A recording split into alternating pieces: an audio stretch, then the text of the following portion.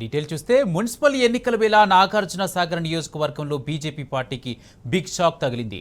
BJP senior నేత రికాల ఇంద్రసేనారెడ్డి తన అనుచరులతో కలిసి పార్టీ వర్కింగ్ ప్రెసిడెంట్ కేటీఆర్ ఆధ్వర్యంలో బీఆర్ఎస్లో చేరారు. పార్టీలో కొత్తగా చేరిన వారికి గులాబీ కండువా కప్పి ఆత్మీయంగా ఆహ్వానించారు కేటీఆర్. ఈ కార్యక్రమంలో ఎమ్మెల్సీ కోటిరెడ్డి, మాజీ ఎమ్మెల్యేలు నోముల భగత్, విజయసింహారెడ్డి తదితరులు హాజరయ్యారు.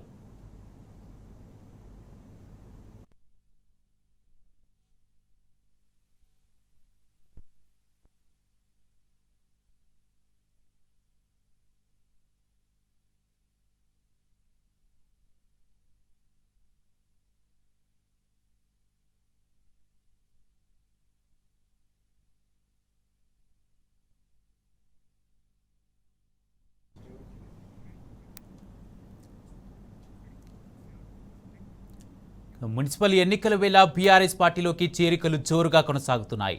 అధికార కాంగ్రెస్ పార్టీని వీడి పలువురు నాయకులు, కార్యకర్తలు, మహిళలు గులాబీ గూటికి చేరారు. వారికి సూర్యాపేట శాసనసభ్యులు గుంటకండ్ల జగదీష్ రెడ్డి గులాబీ కండువాలు కప్పి పార్టీలోకి ఆహ్వానించారు. రాబోయే ఎన్నికల్లో బీఆర్ఎస్ గెలిపే లక్ష్యంగా అందరూ కలిసి పనిచేయాలని పిలుపునిచ్చారు.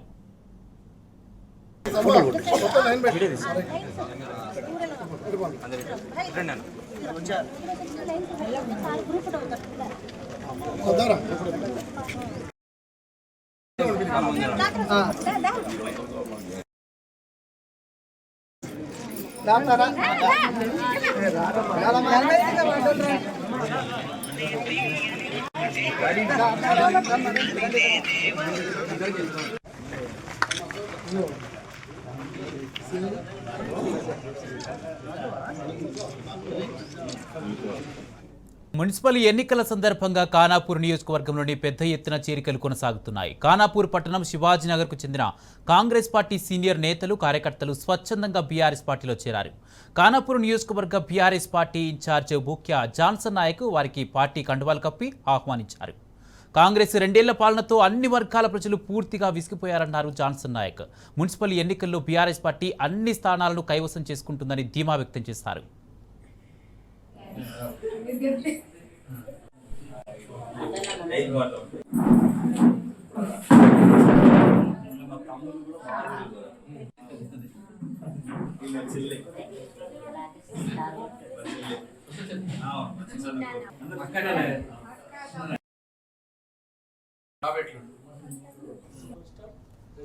మున్సిపల్ ఎన్నికల వేళ మేడ్చల్ జిల్లాలో బీఆర్ఎస్లోకి భారీగా చేరికలు కొనసాగుతున్నాయి.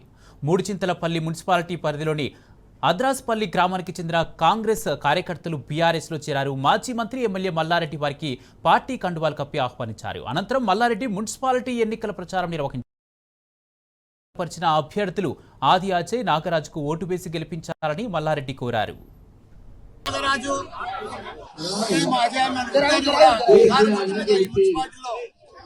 వాళ్ళిద్దరు కూడా మా కేసీఆర్ గారు ఆశీర్వాదంతో ఇద్దరు కూడా సిద్ధి ఇవ్వడం జరిగింది. దానికి సందర్భంగా ఈ ఎస్సీ బస్తీలు మొత్తం మా ప్రజాన్ని దత్తత తీసుకుంటా అని చెప్పిండు. అదే మాట మీద ఎంత ఏదైనా వాళ్ళకన్నీ అభివృద్ధి కార్యక్రమాలు వాళ్ళకందరూ కూడా ఈ ఊరు మొదలు సన్ని కూడా పటేలు ఆయన అమెరికా పోయొచ్చిండు చాలా ఏళ్ళు. అక్కడి నుంచి ఇక్కడ వచ్చి ఇక్కడ శివాలయం కూడా సొంతం డబ్బులతో అది కూడా నిర్మించిండు. అదే మాదిరిగా మా నాగరాజు మీద మాట మీద ఆయన మేము కలిసి 10 లక్షలు కూడా పెద్దమ్మ గుడికి ఇచ్చినాము. ఈ తర్వాత కూడా ఈ ఎలక్షన్స్ అయిపోయినాక ఆ గుడి కూడా మొత్తం కంప్లీట్ చేసే బాధ్యత మాదే. ఏది ఏమైనా అందరం కలిసి పెద్ద ఎత్తున ఒక పెద్ద మనిషి వచ్చి ఎస్సీ బస్తీలో నేను సేవ చేస్తా, ఎస్సీలకు అన్ని రకాల కూడా ఆదుకుంటా, వాళ్ళకంతా కూడా మంచి చెడ్డ చూస్తా. 60 ఏళ్లు కాంగ్రెస్ పరిపాలన వచ్చినాక ఎస్సీలకు జరిగినంత అన్యాయం ఎక్కడ జరగలే. మన కేసీఆర్ వచ్చినాకనే వాళ్ళకు దళిత బంధు ఇస్తా అంటే వీళ్ళు బంధులు బంద్ చేసి, బీసీ బంధు ఇస్తే బీసీ బంధు బంద్ చేసి, రైతు బంధు ఇస్తే రైతు బంధు బంద్ చేసి, ఏదైనా ఉన్న బంధులన్నీ బంద్ చేసి వాళ్ళు. కాబట్టి ప్రజలంతా గుర్తుపట్టుకున్నారు. 2 ఏళ్ల వారి కాంగ్రెస్ పరిపాలన వచ్చి నీళ్లు లేవు, కరెంట్ లేదు, ఏమీ లేదు. అప్పుడు మన పండుగ వాతావరణం ఉండే పంటలు పండితే రైతు బంధు లేదు. కేసీఆర్ కావాలి, కారు గుర్తుకే ఓటేయాలి, మా అజయను మా నాగరాజును గెలిపియాలి, అన్ని రకాల కూడా అభివృద్ధి. నారాయణపేట మున్సిపాలిటీలో 24 మంది బీఆర్ఎస్ అభ్యర్థులకు మాజీ ఎమ్మెల్యే ముత్తిరెడ్డి యాదగిరెడ్డి, నారాయణపేట మాజీ ఎమ్మెల్యే రాజేందర్ రెడ్డి బీ ఫామ్లను అందజేస్తారు. మున్సిపల్ ఎన్నికల్లో కాంగ్రెస్ పార్టీకి ప్రజలు బుద్ధి చెప్పాలని రాజేందర్ రెడ్డి అన్నారు. కాంగ్రెస్ ప్రభుత్వం వైఫల్యం ప్రజలకు తెలపాలనే ఉద్దేశంతోనే మూతపడిన చిల్డ్రన్స్ హాస్పిటల్ వద్ద బీ ఫామ్లు అందజేస్తామన్నారు. పట్టణ ప్రజలు 8 కిలోమీటర్ల దూరంలో ఉన్న మెడికల్ కాలేజీకి వెళ్లాల్సి వస్తుందని మండిపడ్డారు.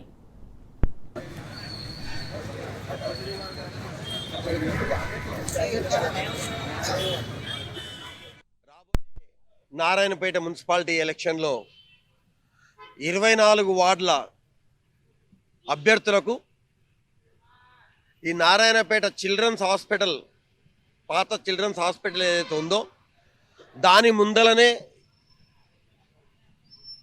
24 వార్డుల అభ్యర్థులకు బీఫామ్ ఇవ్వడం జరుగుతుంది. ఎందుకు చెప్తున్నా అంటే ఈ నారాయణపేట పట్టణంలో కోవిడ్ వచ్చినప్పుడు ఇక్కడ మేము చిల్డ్రన్స్ హాస్పిటల్ ఓపెన్ చేసాం. మన ప్రభుత్వం ఉన్నప్పుడు, కేసీఆర్ గారి ప్రభుత్వం ఉన్నప్పుడు అక్కడ ఏరియా హాస్పిటల్ ఉంది. దీని పక్కకు మనకి ఎప్పుడైతే మెడికల్ కాలేజ్ వచ్చిందో ఆ రోజు మనం చెప్పినాం, అయ్యా ఇక్కడనే మదర్ అండ్ చైల్డ్ హాస్పిటల్ ఇక్కడనే ఉండాలి, చిల్డ్రన్ హాస్పిటల్, మదర్ హాస్పిటల్ ఇక్కడనే పెద్దగా కట్టాలని మనం చెప్తే ఈ వచ్చిన కాంగ్రెస్ ప్రభుత్వం ఊర్లో ఉన్న హాస్పిటల్, చిల్డ్రన్ హాస్పిటల్ తీసుకొని పోయి ఫెసిలిటీస్ లేని మెడికల్ కాలేజ్ 8 కిలోమీటర్ల దూరం ఉన్న మెడికల్ కాలేజ్ దగ్గర పెట్టి అక్కడ డాక్టర్లు లేరు, ఏమీ లేదు, ప్రజలు చేస్తున్నారు అని గుర్తు చేయడానికే ఇవాళ మా అభ్యర్థులకు నేను బీఫామ్ ఈ హాస్పిటల్ ముందర ఇస్తున్నా. ఇవాళ తెలంగాణ ప్రజలు గమనిస్తున్నారు. ఫోన్ ట్యాపింగ్ పేరు మీద ఏదో జరిగిపోయిందని, లేకపోతే ఈ తెలంగాణ నుంచి ఏదో దోచి ఆంధ్రాకు పెట్టినట్టుగా, ఉన్నవరలను ఆంధ్రాకు తరలించినట్టుగా, సాధించిన తెలంగాణను ఏదో ధ్వంసం చేసినట్టుగా, తెచ్చిన ఉద్యమ నాయకునికి కూడా నోటీసులు ఇచ్చి హరాస్మెంట్ చేసే ప్రయత్నం చేస్తుంది ఈ ప్రభుత్వం. నాటకాలు ఆడుతుంది, డ్రామాలు ఆడుతున్నది. ప్రజలకు చేయాల్సిన సేవ వదిలిపెట్టి తెచ్చిన తెలంగాణను, దిద్దిన తెలంగాణను, బాగు చేసిన తెలంగాణను, బాగుపడ్డ తెలంగాణను నాశనం చేస్తుంది తప్ప ముందుకు తీసుకుపోయే ప్రయత్నం చేయకుండా తెచ్చిన ఉద్యమ నాయకునికే నోటీసులు ఇచ్చి హరాజ్ చేసే ప్రయత్నం చేస్తుంది.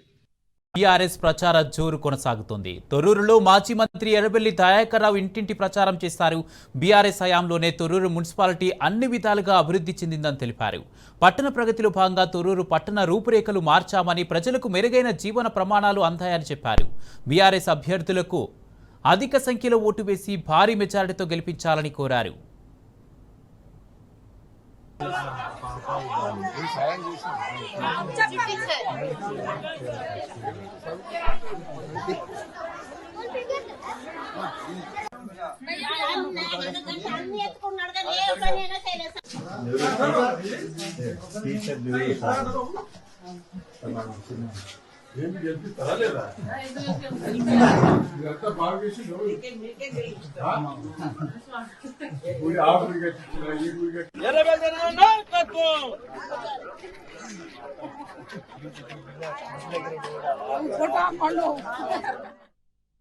బోనస్ ఎగ్గొట్టిండు.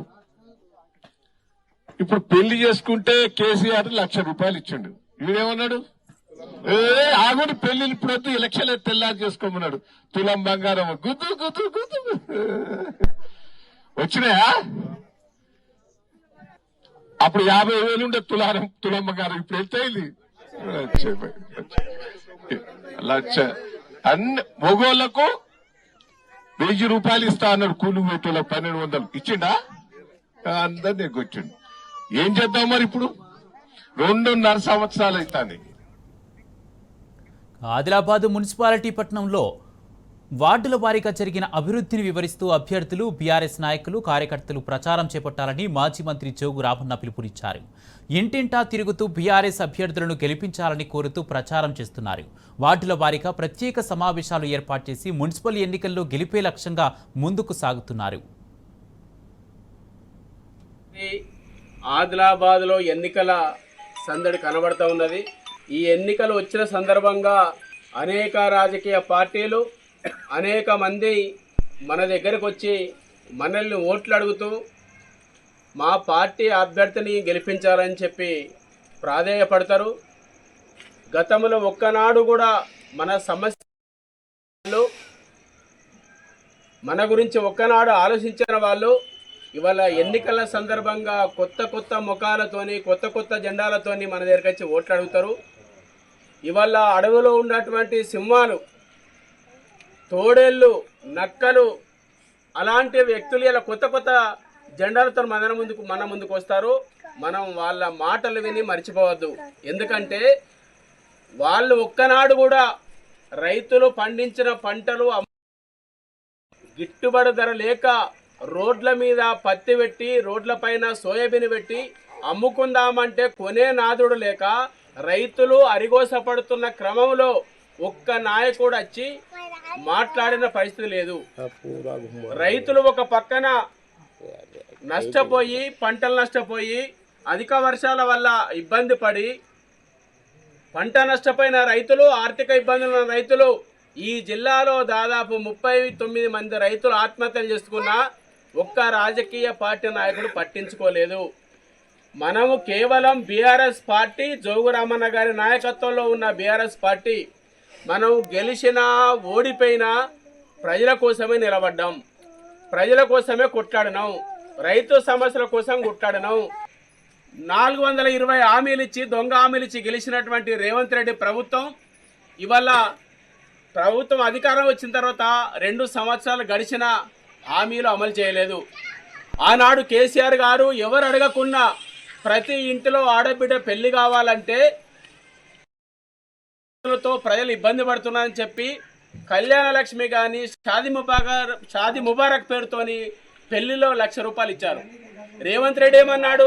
కేసీఆర్ ₹1,00,000 ఇస్తున్నాడు, నన్ను సీఎం చేస్తే కాంగ్రెస్ పార్టీ ప్రభుత్వం వస్తే ₹1,00,000తో పాటు తులం బంగారం ఇస్తా అన్నాడు.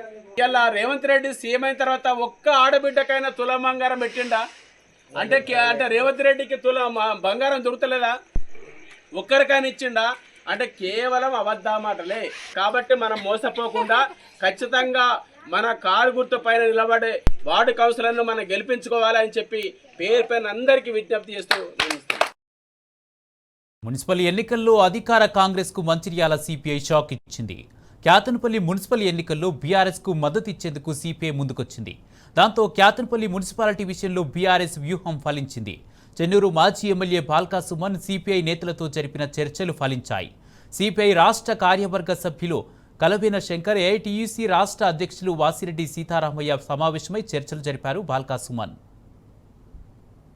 జరుగుతున్నటువంటి స్థానిక మున్సిపల్ ఎన్నికల్లో ఇక్కడ ఉండేటటువంటి పరిస్థితులను బట్టి భావ సారూప్యత కలిగిన అనేక అంశాల్లో కలిసిమెలిసి పరస్పరం ఒకే రకమైనటువంటి ఆలోచన విధానం ఉన్నటువంటి మనం మున్సిపల్ ఎన్నికల్లో కలిసి పనిచేద్దామని చెప్పిన ప్రతిపాదన పంపించడం జరిగింది.